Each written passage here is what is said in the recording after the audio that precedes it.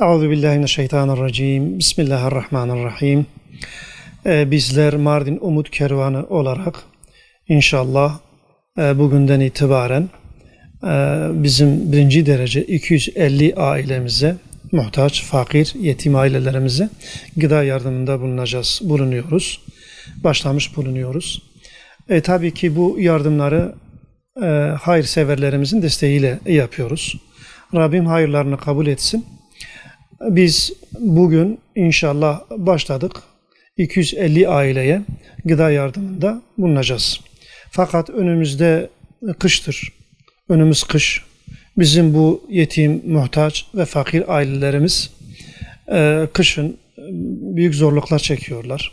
Her tarafta, Mardin'in her tarafında doğalgaz yoktur. Bu ailelerimize geçmiş yıllarda yaptığımız gibi bu yılda inşallah odun, kömür, buna benzer kış yardımında bulunacağız. Kışlık yardımında bulunacağız inşallah. Tabii bu yine hayırseverlerimizin yardımlarıyla, desteğiyle ancak olabilir.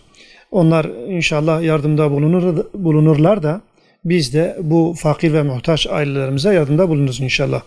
Rabbim hayırlarını kabul etsin. Buna vesile olan, yardımda bulunan bu hayırsever kardeşlerimizden Rabbim razı olsun inşallah.